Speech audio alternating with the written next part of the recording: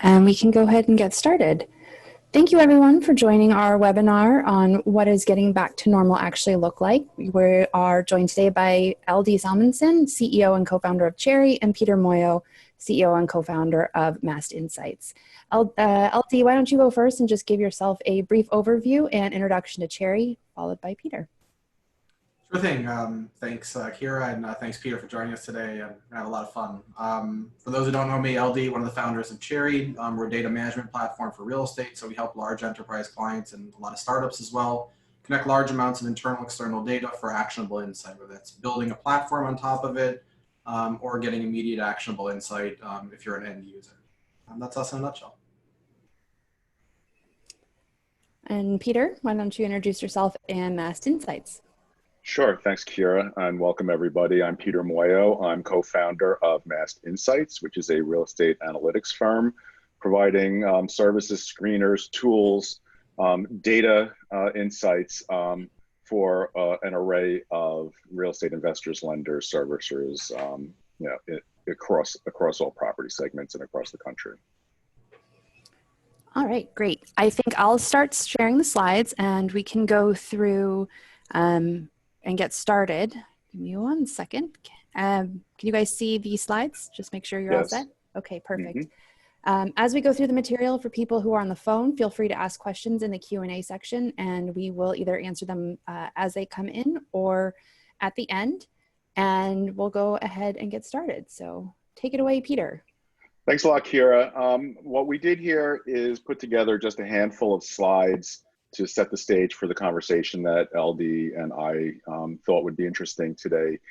Basically, we've gone through the COVID pandemic. We're all aware of the dislocations in the economy and real estate and personal lives formed by the pandemic. But we thought it would be interesting today to talk about the signs of reemergence and what those implications may mean. And so I start with this chart that we have here, which we get from Apple and Apple Maps. And it's something we've been following over the course of the pandemic. It tracks routing requests through Apple Maps. And as you can see from this, the extreme dislocations as a result of the pandemic, people shutting in place, businesses closing down, all resulted in a cliff edge drop in routing requests. The interesting part, as you can see, is probably late-ish May, the US line, which is the sort of beigey gray one there, started moving positive once again. And it was really the indication of the beginnings of the reopenings, people starting to reemerge from their homes, from staying in place. And to me, that's a key ingredient in the reemergence of economic activity as well. So Kira, if you want to go to the next slide. So as we all know, New York was really the epicenter of the pandemic. And I think as LD and I start speaking, this is obviously changing as we're at now, but I thought it would be interesting to show a few signs of how New York, which was most severely hit by the pandemic, is in the reopening process, and we're already seeing signs of rebound. So there's a set of statistics called the Empire State Manufacturing Index, and as you can see from here, from general business conditions, new orders, shipments, they're all bouncing back up as the state reopens. The interesting part about this is data through June, beginning of June, and the reopening of New York really only got started in the upstate parts of the state, a little bit later on in Long Island, and as you know, New York City is really in the earlier stages. So these positive signals are pretty encouraging. If you want to go to the next slide, please, Kira. Retail has been the hardest hit, or one of the two, I'd say, hardest hit segments in the nation as a result of forced store closures. I thought this was a very interesting map of the year-on-year variance in sales and business, state by state, for stores that are still open. And so it's a little bit of a skewed picture. but we can see the positivity, and I'm guessing that the Minnesota red is as a result of the issues there with the race issues. So if we go to the next slide, to make my point, if you look at retail more generally, which includes stores that have closed, it's coming back, but it's not quite as robust a picture. Now we can move right on to the next slide. And just one more thing on retail. You may have seen the headlines on this, but a picture is often worth 1,000 words. You can see the bounce back in retail sales as stores started reopening. This is actually up through May. The other really harshly hit segment or industry, which of course is an important real estate property segment, is hospitality. And this chart shows sort of a live view of how business is doing across hospitality. And as you can see from here, the impact of coronavirus has lodging still way down, highly negative from where it was previously. And then going to the next slide. This is a little less encouraging. I keep waiting for index of uncertainty to start to descend. I thought personally that it would back in May, early June, but you can see it still remains at record highs, just off of the very record high of April. The key question to me now is with the headlines of coronavirus spreading more aggressively in states that previously did not see significant hit, Texas, Arizona, Florida, and then with California, which did see a hit at the beginning, but also seeing a major state seeing increases. My guess is that we could see heightened uncertainty, which is of course an impediment to economic recovery. Last chart, just to show what's happening in terms of the labor market. This is the most weekly data just through last Friday for initial claims for unemployment. And it's interesting, you can read the headlines and they'll say that claims are way down, which they are, from the nearly 7 million in that one famous week when the pandemic really got going and everything shut down. But from a long historical perspective, you can see from 1980 back, and you can go further back on this if you'd wish, even 1.5 million new claims a week is something that's unprecedented. And so with that, Kira, those are the slides we had prepared just to sort of set the stage. I don't know if LD wants to now, take the conversation to the next place. I'll let Kira kind of lead today. Sorry. Okay, sorry about that. Stopping the share real quick. I think you've highlighted a couple of the areas that we're tracking, but I think it would be great to kind of go into a general conversation around what does getting back to normal look like? We've seen evidence of increasing activity. Do we think that will continue? And outside of lodging and I believe you highlighted unemployment, what are going to be probably some of the other persistent problem areas that will continue to influence, I think, people's ability to reopen and how the sector bounces back? Sure. You want me to take that first, LD? Yeah, sure. So our view on the recovery process, on the bounce back process, has been and remains a sort of two-stage one where you get an initial pop, if you will, as things literally reopen. And that's when you see stuff like the New York State Empire State Manufacturing Index, and you see people moving around more and retail sales coming back as stores reopen. I went and got a haircut last week. I'm sure, as soon as the places, reopen. So you see all that kind of activity. But our theory had been that after that pop, you would see sort of a slowdown in things because there's still, as Kira, as you correctly mentioned, a lot of sort of damaged sectors. And I mentioned hospitality. Obviously tied in with hospitality is the whole array of, air travel, business conferences, Major League Baseball's talking about a, short season with no fans, but all kinds of sporting events, cultural events, all those kinds of things that involve social distancing issues, I think remain and will remain problematic until you get either or both some sort of therapy for COVID that's effective or a vaccine. And I think the more people I talk to, or most people, almost everyone I speak to, is optimistic on a vaccine. I think the general viewpoint is it'll be a yearish or so. One of the things that people in the pharmaceutical field tell me is that, you know, the day they announce a vaccine and it's approved doesn't mean that all of a sudden we all have it. There's a whole logistics of weeks, months for people to get vaccinated. So until people feel comfortable about, you know, the whole social distancing or not social distancing issue, I think these remain drags on the economy. The other part being state and local governments' fiscal situations have been damaged. You know, there's talk, I was literally just reading an article about, you know, the conversations in Washington about the next stimulus program. There's debates as to how much and whether to give money directly to localities and states that have had damaged fiscal situations.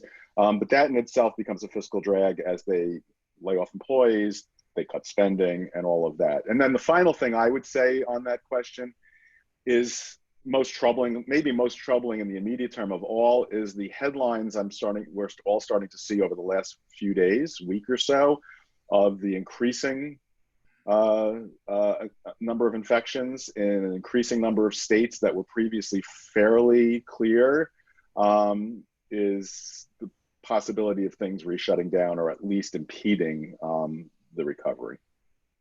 Curious your thoughts. So if I'm looking at some artificial stimulus that was kind of introduced into the market recently. So I'm thinking things like direct stimulus checks to the consumers, and I'm thinking PPP kind of loans and programs like that for small, medium businesses or some kind of provision of, you know, of something like that. Those are running out, right? So we're out of PPP money. You know, we didn't take a PPP loan, but generally as a society, we're out of PPP money. We're out of the stimulus money. There's some political talk about maybe another small stimulus check, but is it possible that some of these signals that we're seeing over the last, you know, maybe month of things starting to recover, is part of that artificial because we have some extra money that we didn't have? And what happens when that money runs out? Are we going to see a little dip, or are we going to see a slower recovery? What does that mean? I think it's absolutely a tremendous question, because the article I was reading just this morning was talking about that the Republicans in the Senate are sort of eyeballing passing legislation for another stimulus program at the end of July. Now, as you know, PPP runs out, I think, June. The $600 extra unemployment boost ends up, you know, stops at the end of July. And those checks that were sent out back in April, that was it until there's something else. And then if you see what's being spoken about on the Republican side is the potential for totally getting rid of that unemployment boost. I haven't seen any sort of discussion of exactly what might or might not replace PPP. And as you said, possibility of those checks.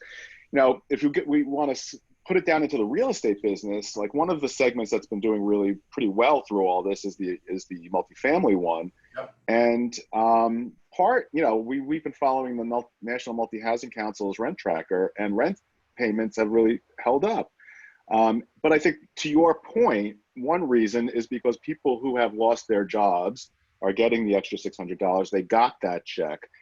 And then you ask the question, if that goes away, what's next? There's nothing to sort of support it. That 13% unemployment is not going to disappear by the end of July. So yeah, I think that's a real danger zone. And to get back to the uncertainty chart that I showed before, is just the fact that people won't even know, right? They're going to be sitting there saying, okay, my August rent payment is coming up. These guys say they may pass something at the end of July. I don't know if it'll exist, how big it'll be, how it will affect me. People will start, you know, not panicking, but they'll start shutting down and cutting back. Definitely not spending. Yeah. Absolutely. Absolutely. So you'd mentioned multifamily. I'd like to dive into that a little, because I also want to touch a little on residential, which is an area that you and I don't spend that much time on, but it's going to be tangentially relevant. So as you mentioned, multifamily has been holding up surprisingly well, right? So there were a lot of pretty, you know, negative predictions of how multifamily was going to perform just a few months ago, and it didn't. You know, it's not going to be a record quarter for multifamily, but it's not going to be a disaster quarter. That being said, we look at New York City specifically. multifamily is doing a lot worse than it's doing in a lot of other places. And I have a suspicion that it has to do with some of the kind of migratory communities that come in and out of the city that are maybe not coming in and consuming some of those. But given that multifamily is held up and maybe some of that stimulus money disappears and that unemployment number is probably not going to drop dramatically, doesn't this trickle down to multifamily pretty soon?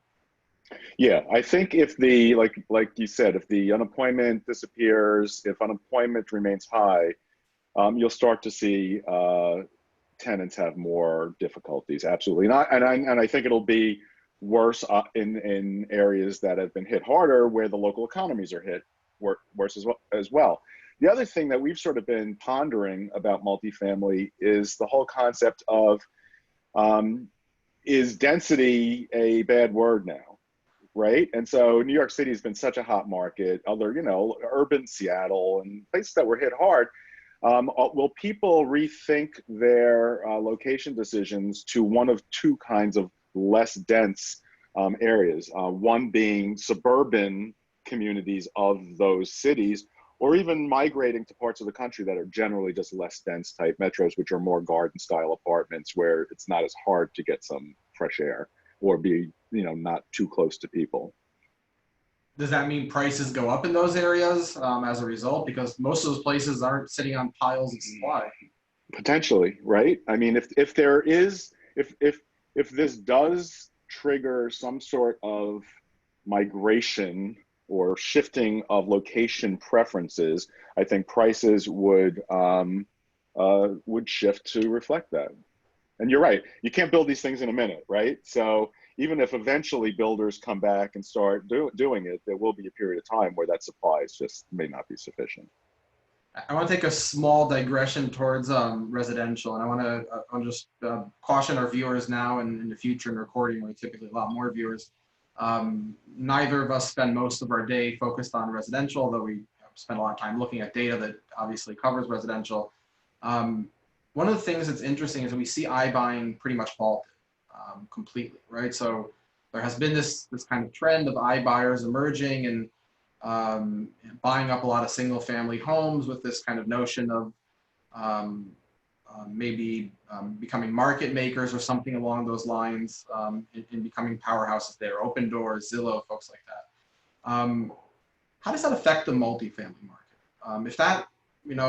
If that trend continues the way it used to versus if it halts and may never come back, if that's not a viable market, what does that mean for the rental market in multifamily? Yeah, I've always looked at residential, and like you say, I don't spend a lot of my day in single family, but I don't think you can spend any of your day analyzing multifamily without knowing the single family side of things. So I've always looked at residential as this spectrum of choice between, it can go from a large multifamily building, 5, 20 more units or whatever, to, 2 family homes, to this sort of new middle of the spectrum, if you will, the newer middle of renting single family homes, then to ownership. And looking at the situation today with the pandemic, one of the things we don't think is likely is a huge jump in ownership, because even though treasuries went down to zero effectively, mortgage rates didn't go down as much, but more importantly, mortgage lending standards have toughened considerably. And one of those reasons is one of those famous unintended consequences of enabling a lot of current mortgagees to, suspend their payments. And that's sort of just affecting the banks and affecting the servicers. So getting to that point, just down from single family ownership to being single family rental, that sort of does play into the concept we were just talking about a second ago of people potentially wanting more space, right? If you can rent a single family home and has a little backyard, you can send the kids out in the yard, you can barbecue. And so in the event of being stuck in place, it's a little bit less problematic than if you're in a small apartment, or even if you're in an apartment and when you go outside, there's other people by the pool, there's other people, you might not want to go to the clubhouse and all those kinds of amenities that multifamily have been famous for. So I definitely think this whole thing could play into that space. Yeah, I mean, at least to your point, I think at least temporarily amenities don't have the premium that they typically receive, or apartments are not getting a premium they would have commanded previously because of some of these amenities that may completely be shut down right now. And I think it also, it will force a lot of folks to think about what amenities they might have in the future, although I keep coming back to this point when these discussions happen, and you know this is better than I do, but you build these buildings for a very long period of use, and I can't go retrofit all my buildings right now and take away the yoga room. Maybe the yoga room I can take away. I'm not taking away the pool that easily, right? And Right. I'm not adding a new amenity that easily once these buildings are built. So even if all new buildings or everything in construction changes right now throughout the U.S., still a very small number of buildings are going to be affected. So I think we have to figure out what we do with what we have, and that's why I'm a little bullish on continuing to solve with existing stuff. But maybe that's a good segue into office. So office, we see these massive different outcomes that people are predicting from everything remote, and it's the breakdown of finally of this centralized office to we'll be back to normal, and then every different step in between of flexibility. But knowing that is a pretty broad kind of range, knowing that probably both extremes are probably not going to fulfill that kind of picture. What does that middle look like? So what are some of the things that you're predicting kind of as real viable scenarios that we should be thinking about and planning for? I think that you're right. I mean, there's a few firms that have gone and said work from home forever, even after the pandemic. I don't think every firm is going to do that, but I do think what this has done is finally broken through the barrier of institutions being hesitant about the work from home because they can see people are doing it. So just some examples, in the medical field, my wife is a physician, and in their office, all the people who do the booking and all that kind of thing, which don't actually interact with the patients at all, right? They're just following up with, this has to be taken care of, this has to be booked, this has to be scheduled. And the hospital system was hesitant about working from home. And from the perspective of from hiring and employees and stuff, it was sort of like, well, if you enable them to work from home, they can live further away, they don't have to make as much money, and they're happier lifestyles. Now with this, there's a question as whether these people will ever come, some subset of people will ever come back to the office. I do think that the concept of the offices we've all known and seen and been in, of people really sort of crammed in together, is probably a thing of the past. So the statistics we had was basically that a square foot per worker in offices in the US on average squeezed by about a third from 2010 to 2019. That squeezing is probably done. That was actually a source of less demand, right? Because if you can squeeze more people in, then you don't need less space. But that said, as you mentioned with COVID, we may just see sort of almost like shift workers. Like you come into the office Monday, Wednesday, Friday, you come in Tuesday, Thursday. So you actually need less space overall, or at least you can spread out in the tighter space.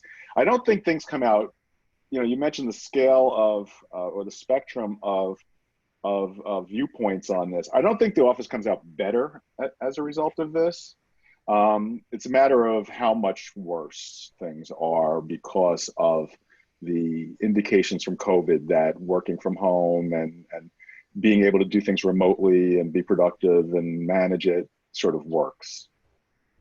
So let's think about that for a second. So that could be, a huge challenge now for some of these large offices, right? So to your point, it's not going to be back to usual. It's not going to be business as usual. Maybe forever. Surely not for a long period of time, right? And I can tell you that we personally were struggling with, do we want to open the office at all? Obviously not make anyone go back to work. We even want to open the office and allow people to go in if they want to, given all the restrictions that we're going to have to put in place, whether it's Mast and plexiglass and, not being able to use any of the things that the office was designed to provide, right? And not provide any of the ambiance and the values that an office provides, right? That exchange of ideas, the side conversations, right? Without all of that, right, we question, do we even want to send, and, we're one small, we're under 100 people, right? So I imagine a lot of companies are asking, those same questions. Do we send people back under those conditions? And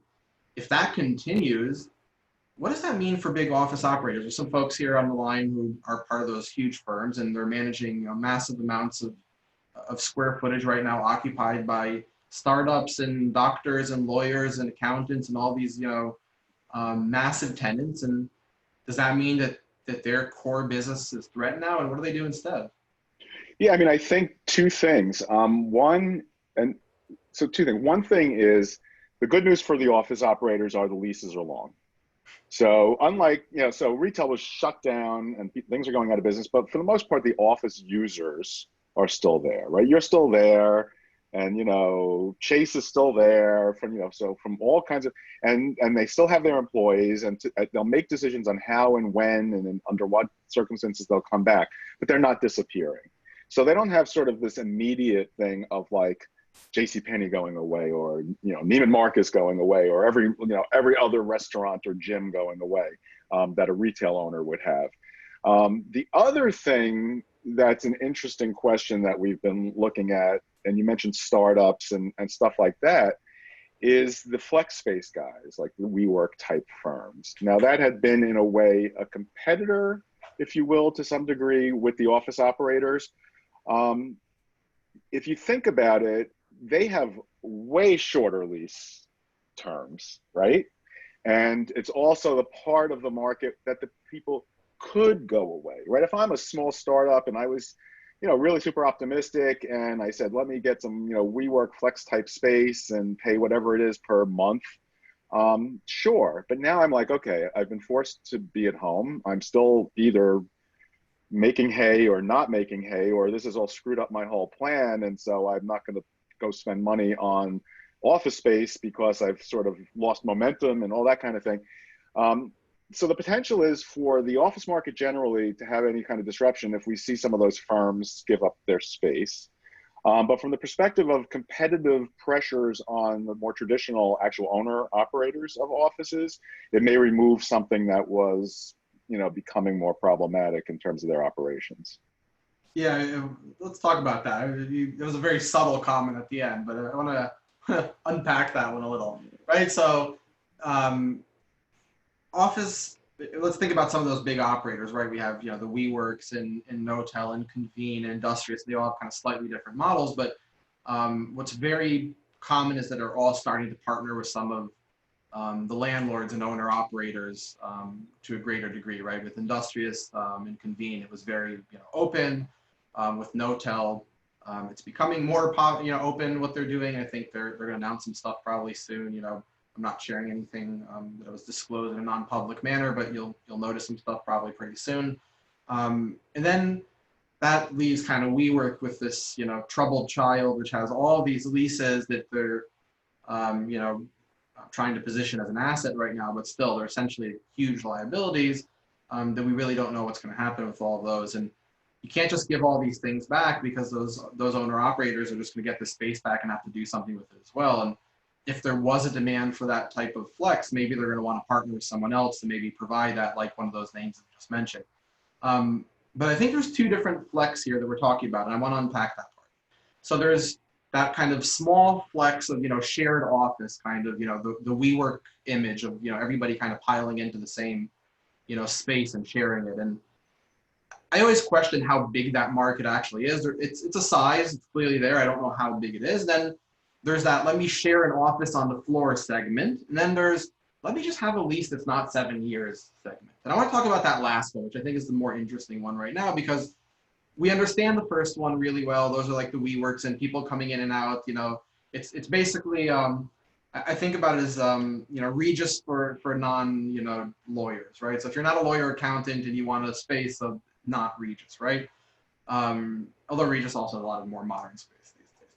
But the flex one, that one's a little more interesting. So I'd love your thoughts on that. So what does that mean? Are law firms going to just not sign 10-year leases anymore? Are they going to just, the mix of floors they take from a tenant's going to be smaller? Are they going to partner with a Convene to make that space available to them? How does that look like? Could be, and this is all guesswork, I have to admit to this, but it could be that they take a hybrid approach where they know they'll need a core amount of space. And if you're a big law firm, a big financial institution, a big corporate, and you'll take that space. But in an era or a world, if there is continued heightened uncertainty, going back to that chart, or the mindset that things can get disrupted more easily, perhaps than people considered, they may use that kind of flex space as their swing, if you will. They have the core, but then they think they need another however many square feet, and they'll use the flex space. And we were starting to see that even before COVID. They'll maybe perhaps use that more, so they're not as committed over that 10-year time period. And so their sort of exposure, if you will, is a little bit more protected from the downside. So somewhere in that kind of in between the lines there is that maybe the owner operators are not that great at providing the nuanced services that various tenants might want collectively or individually, and maybe there are other brands that can manage that service within the space better. Yeah, I mean, the thing with real estate always is, of course, that there's a whole history, and that this is the way things are done, and so this is the way things are done, and this is the way things are going to be done. And then the WeWorks come along and they say, well, we can do it for very short terms, or we can do it for medium time terms. And, you know, the initial thing is the existing operators, you know, at first this just sort of hits them, then they start scrambling, and then they start responding. And actually what we were seeing was many of the traditional owner operators setting up their own businesses like that. So the question is, which do they find to be more profitable, to have, you know, the combination of their traditional business with long-term leases, corporate clients, credit tenants, you know, the whole kind of thing. And then either do themselves as a sort of second piece of the operating business, those shorter term leases with maybe more concierge type services and all that kind of stuff, or do you team up with someone who perhaps they can see has the skill set to do that better? But either way, I think the end result, if you really think about it, is the average lease term for offices will shorten compared to the traditional situation. Or even if it doesn't, because some operator took the longer term lease, it's essentially just an intermediary there for shorter term leases. Right, exactly. Yeah, so I tend to agree with that, and I think that what you're saying essentially is, regardless of how this happens, whether the operators then are the owners and they build their own brands successfully, or brandless, or it's brands that will partner with them, Flex is here to stay in some form, definitely in a hybrid form, and we're going to keep our eyes open. So now that we're in the things that are changing, let's go to something that hasn't, the last bastion of traditional real estate, the industrial world, right? The last place funds can say, oh, this operates like I remember 10 years ago, hasn't completely uplifted. What does that look like over the next few years? Are we going to see continued rapid growth like we have seen? Is this going to slow down? Does this peak out somewhere? What does this look like? Well, one thing I believe is that we've seen a jump in the e-retail share of total retail sales. Now, part of that was because the denominator got smaller, because sales just fell off, but it wasn't all that. A lot of it was also that the actual online shopping increased significantly. I don't think that's going away. And, for many years, I talk about e-retail and the threat it was to bricks and mortar retail investors. And people say, well, like, for example, grocery anchored strips, you got to eat, that's so stable. And I was like, yeah, but you don't necessarily have to eat, buy your groceries from there. And that was sort of, shouting in the wind almost. But now, we've all been ordering from, whether it's Fresh Direct or, some sort of ShopRite home delivery or whatever. And people get used to, or become accustomed to, accommodated to a different way of doing things. And so I think that the jump in e-retail sales, while even if some of it was a sort of a temporary blip because of the denominator effect, I think that we'll continue to see e-retail increase the share. And as a result of that, that has been, and I think will continue to be, a growth element for industrial, because you need the logistics that go with it, right? The last mile and warehouses and distribution centers, et cetera. Interesting thought, going back to what we were just talking about a little bit ago with apartments and perhaps whether density changes, is whether that whole thing of that last mile in cities, which was really sort of an investment theme in terms of industrial, becomes less important if indeed in the end you see shifts away from central cities, whether to suburbs or less dense markets. The other part of it is, and the other big, sexy portion of demand for industrial has been, data centers, cloud computing centers, things like that. And part and parcel with both e-retail, but also with what we were just talking about with office, working from, the cloud becomes increasingly important in a world where we're not necessarily in an office. So that should remain in place as a source of demand. The third interesting question, longer term, because then there's obviously a short-term one, but the longer term one is whether firms really do rethink their supply pipelines, supply positions. Like, will we repatriate some activities to the US to ensure against disruption, not only from like pandemics, but from trade wars, because that's obviously been something that people have been like, this is hurting me, this is hurting me, this is hurting me. That could be positive and negative depending on where you are. If like you own a lot of industrial on the West Coast that was bringing everything in from Asia, and suddenly that's a different dynamic, and more of it's internal or more of it's coming from parts of the world that's coming through the East Coast, it could just sort of be a shift space of what's demanded. Then the last thing is the immediate term effect on industrial, which is just we're in a downturn. Industrial production actually is one of the statistics. I didn't have it on the little intro slides, but it hasn't really come back. We saw the retail pop back, but industrial production, well, we saw those manufacturing things in New York, but the overall industrial production in the country really hasn't bounced back yet. So that is a short-term hit to industrial.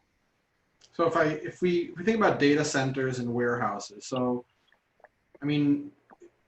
as you know, those spur, a lot of big private equities and REITs are kind of looking at those spaces, and if they're not already in it. And those are really long-term plays, right? So you invest in capacity today to be able to capture the value of that capacity that you've built over the next 10 years. And warehouses in many ways are similar, right? We're just storing other things, right? They're essentially both a warehouse of just different things, right? Essentially. They just got a huge sneak peek of what's to come, right? Presumably whatever growth and demand we saw in these, whatever's stored in these warehouses will come down a little, probably not completely back to revert to normal, it will come down somewhat, and it'll eventually come back to that same whatever peak we have now somewhere in the future. Does that mean that everybody who's already in the game basically just got a monopoly license for the future because nobody's going to be able to compete with that now that they have the scale and the foresight of what's coming? Well, in terms of the operations, perhaps, of all the segments, industrial is the one that's easiest to construct quickly. Has the least sort of zoning kinds of, it's the least sort of amenity kinds of things and stuff. And so it's just shorter to construct. So people can come in and construct, if you mean it by that perspective. So I think anyone has sort of a monopoly position. There's always what I would refer to as temporary monopolies because you're in the right place at the right time, and this is something that happens to be in demand right now. But eventually someone or some set of people will see that opportunity and enter it.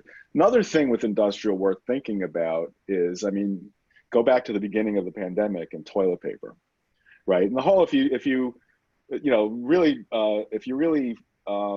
analyze what happened, is that toilet paper is a very low margin item and very bulky.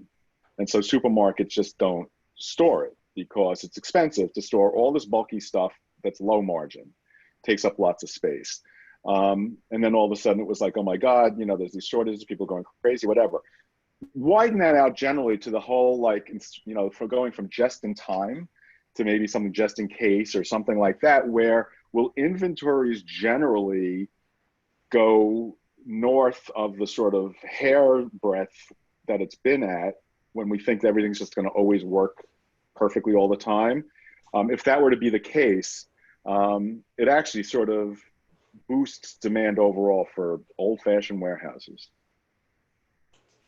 Yeah, so if I hear you, I'm hearing, first of all, that it is the last bastion of real estate as we know it, first of all, which is good to hear. So it's acting as we expect. But what I also hear is that there's no real moat, right? So whatever we saw and whatever we learned, we all learn collectively, and we can build some real competitive advantages there, depending on where you are. Maybe one final area, kind of before maybe we move into a few questions, and I'll hand it over to Kira for that. But going back to where we started with unemployment being very high, and that's something that's probably just not going to go away for a little while. We're not just going to hire everyone back immediately as a society. Given that we're going to have these kind of secondary and tertiary effects of people losing their homes, losing jobs, and not being able to sustain themselves, and we also know historically that those things have further effects, multi-generational sometimes. What does that look like, given that record unemployment? What are we doing with government housing in any way to solve these types of problems? Are there any programs that we can kind of repurpose some of our commercial assets, maybe in retail, to maybe reposition some of these assets as residential at lower cost? Do we see a change in zoning maybe? It's a great idea. Have I seen evidence of it yet? No. It's something we've been talking about a lot even before COVID as it relates to retail and sort of just repurposing, right? Because the same things that made a retail area attractive to be a retail, because it's like near highway access, it's easy to, that kind of thing, could also make it very attractive as a place to live, right? So have I seen moves towards that yet at all? No.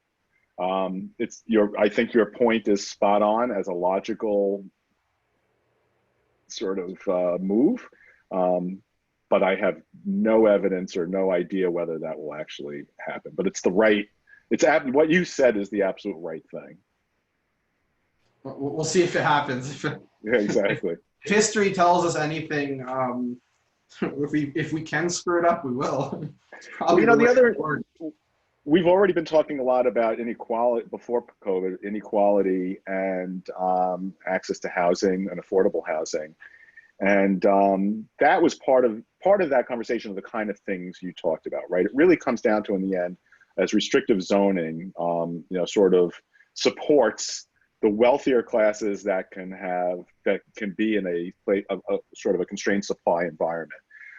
So since that conversation was already taking place before COVID, and now there's all these things on top of it that you're bringing up, I guess it would be logical that that conversation might get louder. But right now, I think it's just drowned out by the immediacy of COVID and the other things that are going on in the country today. I'm curious when we start seeing the real vacancy reports on multifamilies in New York coming out in the next couple of months. And I think people are in for a rude awakening in the numbers there and realizing how big that problem really is.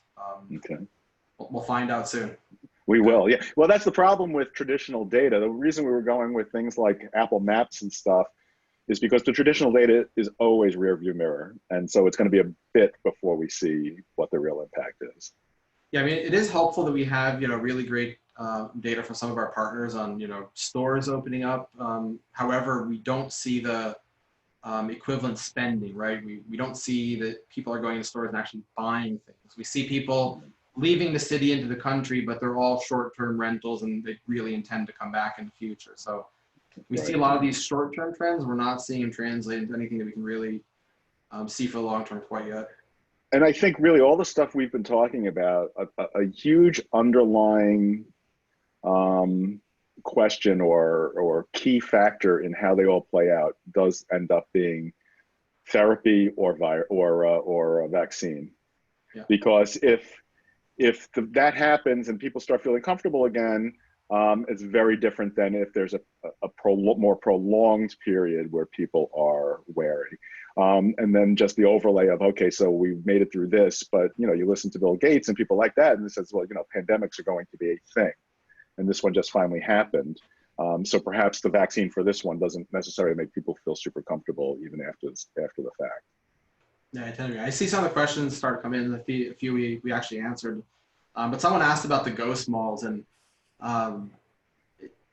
given that we were talking about some of the retail that can be repositioned, right, in major urban areas, and some retail strips, to your point, where if we can kind of reconvert the whole strip maybe to a residential multifamily kind of environment, maybe it's viable as a new community to a certain degree, but what do we do with these giant malls that have been sitting in the middle of nowhere? Do we just write that off and demolish it? They'll never be back to anything? Yeah, unless you, I mean, creative reuse, even before COVID, some of the interesting things we saw with some dead malls were conversion to like by hospital systems into healthcare centers. Some of it was being taken, as you know, by the WeWorks of the world, but that's sort of a gone thing now. So that probably isn't going to be part of the solution anymore. So unless you can do something, you know, if you think about it, what are the uses of space, right? There's industrial use of space, which we just talked about is going to be there and is still good. So if you can somehow reuse it in some way, shape, or form for industrial warehousing or putting a bunch of, you know, servers in there or whatever, housing is still going to be there. So unless there's a way to either reuse what's there now or just use the land, and that becomes the land play, like you said, demolish it and start over again, office is probably not a real option anymore, and you're not going to be making a lot of hotels. So those, you know, are probably, and like for a while, retail, the big play in retail was sort of entertainment retail, right? Like rock climbing places and gyms and like lots of restaurants and bars, but that's not, at least today, that's not going to be how you can do it anymore. I tend to agree, unfortunately. And I think we're running out of time here because Kira's on, and that means I've been talking too much. Yeah, I was going to jump in. I think the one last question I'd like to end with, just because it tees into the whole lag of economic data, commercial real estate data. One of the people asked, it's a fact that commercial real estate, especially commercial, is a lagging economic indicator. Therefore, the current data is misleading due to the factors you just mentioned, the end of the government stimulus. The government is floating the idea of a cut to the payroll tax. Do you see that helping, as it presupposes a rehiring spurt? I think that's a good question to end on. I think the last sentence of that question was so right. It's the thing I wonder about with the payroll tax is when you have 13% unemployment, is that sort of the way to spur things? Yeah, I tend to agree. I think we don't have a systemic problem in the sense that there isn't some underlying you know, industry that's been bad in a sense, you know, and we have to kind of fix it. But we have a systemic problem that's been created as a result of just a lot of people now losing their job and are just going to be in this limbo state. And I think, yes, the data is lagging, the official data, but there's a lot of data that we can track that's not as lagging, right, at the industry level. So we can check, you know, ADRs at the hotels. We can check, you know, if they're even open. Most hotels are not even open. They're shut down. We can see traffic in different areas and how that traffic's changing. We can check consumer spend in those areas. We can check just general lease closes, right? So leases are earlier than sales, right? Sales are typically lagging, but leases are pretty real. And we can see, are people signing long-term leases and leaving the city? Or are they signing short-term leases through some of our partner data on some of that short-term, on some of the short-term profiles like the Airbnbs of the world? And I think a lot of the data is telling us right now that, you heard a lot of that conversation, is that we really don't know. There's a lot of uncertainty. Clearly, a lot of trends that are short term, but there's a lot of trends that we're going to see in the long run, and specifically ones around retail, in office. I think are here to stay. Whatever. I think multifamily is probably a little temporary, right? We might have a little shock. We might have a correction because a lot of people lost their job and we have to come back up, and prices might change. But I think, all in all, I think the multifamily market is probably fairly solid, and there may be some political issues around, you know, how do we account for rents? How do we account for mortgage abatements and tax? You know, there's some political questions that will be left open because we just don't know what's going to happen after this November, and we might have very, very different regimes, for lack of a better term, tax regimes. And even here in New York, right, we see two very, very conflicting, you know, the REBNY kind of representing the big landlords versus kind of the AOC block here in New York City. It's a meaningful discussion, and both sides have some merit, but, you know, as always, the truth is somewhere in the middle. So I think our political climate will also dictate a lot of these discussions, whether we like it or not.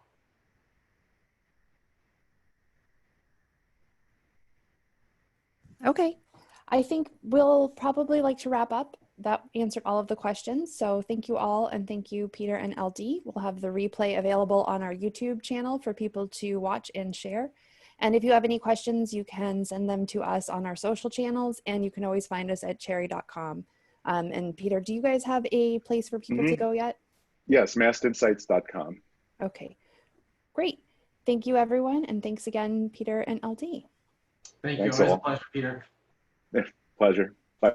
Bye.